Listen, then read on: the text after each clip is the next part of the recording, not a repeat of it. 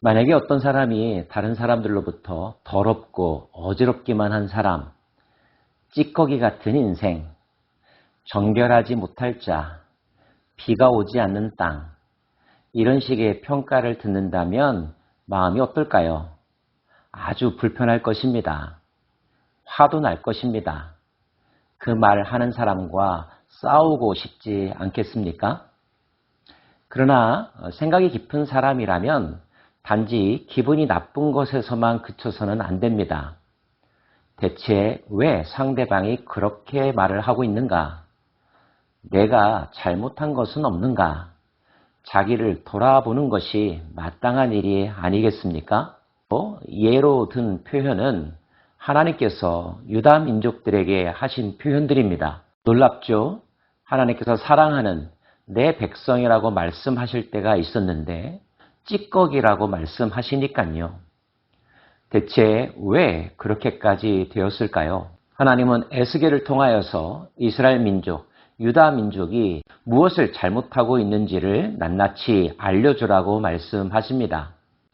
그 대표적인 첫 번째 사유는 그들이 피를 많이 흘렸다는 것입니다. 피를 많이 흘렸다는 것은 그 사회가 안정과 평화와 질서가 사라지고 폭력과 살인이 횡행하는 도시가 되었다는 뜻이죠. 가끔 우리는 강도, 살인율이 얼마나 증가했는가, 세계 1위의 도시가 어디인가, 이런 뉴스를 듣지 않습니까? 유대 땅 예루살렘이 그런 도시가 되었다는 것입니다. 또 하나의 잘못은 우상을 숭배했다는 말씀입니다. 하나님이 가장 싫어하시는 것이 우상 숭배라는 것 많이 들어서 알고 계시죠? 그런데 혹시 여러분 여기서 말하는 우상 숭배를 나무나 태양에 절을 하면서 복달라고 기원하는 것만을 생각하고 계시진 않습니까? 물론 그것들은 우상 숭배입니다.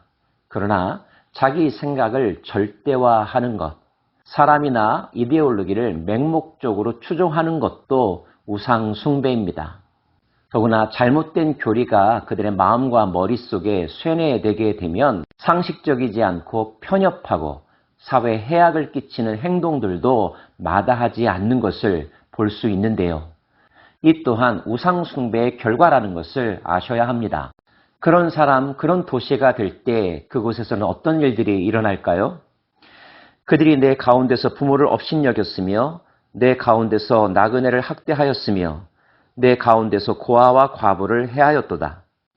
너는 나의 성물을 업신여겼으며 나의 안식일을 더럽혔으며 내 가운데 피를 흘리려고 이간을 붙이는 자도 있었으며 내 가운데 산 위에서 재물을 먹는 자도 있었으며 내 가운데 음행하는 자도 있었으며 내 가운데 자기 아버지의 하체를 드러내는 자도 있었으며 내 가운데 월경하는 부정한 여인과 관계하는 자도 있었으며 어떤 사람은 그 이웃의 아내와 가증한 일을 행하였으며 어떤 사람은 그의 며느리를 더럽혀 음행하였으며 내 가운데 어떤 사람은 그 자매 곧 아버지의 딸과 관계하였으며 내 가운데 피를 흘리려고 뇌물을 받는 자도 있었으며 내가 번 돈과 이자를 받았으며 이익을 탐하여 이웃을 속여 빼앗았으며 나를 잊어버렸도다.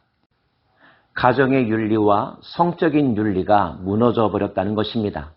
불륜이 많아지고 이혼율이 높아지는 것, 이 시대의 현상 가운데 하나인데요. 하나님은 그것들을 죄라고 말씀하시는 겁니다.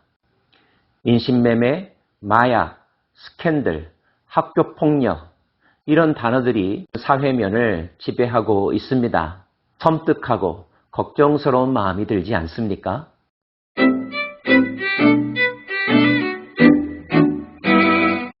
이른바 사회 지도층, 종교 지도자들의 모습은 어떠했을까요? 그 가운데서 선지자들의 반역함이 우는 사자가 음식물을 움킴 같았도다. 그들이 사람의 영혼을 삼켰으며 재산과 보물을 탈취하여 과부를 그 가운데 많게 하였으며 그 제사장들은 내 율법을 범하였으며 나의 성물을 더럽혔으며 거룩함과 속된 것을 구별하지 아니하였으며 부정함과 정한 것을 사람이 구별하게 하지 아니하였으며 그의 눈을 가리어 나의 안식일을 보지 아니하였으므로 내가 그들 가운데서 더럽힘을 받았느니라. 사람들의 순진한 종교심을 이용하여 사익을 추구하고 자기 세력을 만들어가고 자기 야망을 성취하려고 하는 자들, 그 시대 선지자들과 제사장들의 모습이었습니다.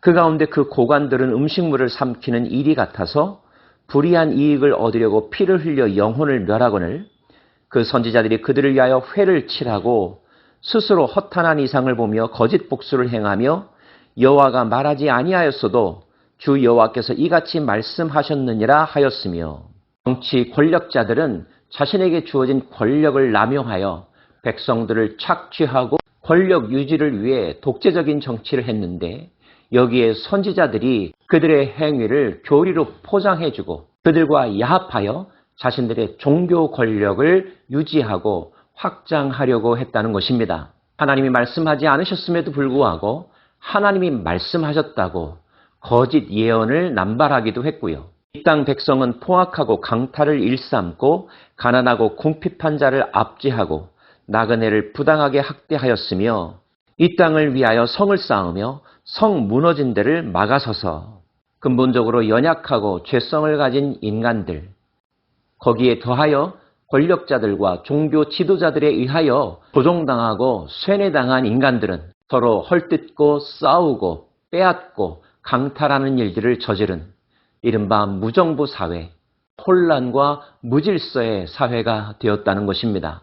하나님은 그들에게 좋은 것을 주셨고 꿈을 주셨건만 그 모든 것을 망쳐버린 어리석은 백성들, 심지어 그들 가운데서는 하나님께서 찾으실 만한 한 사람의 의인조차 존재하지 않았다는 것.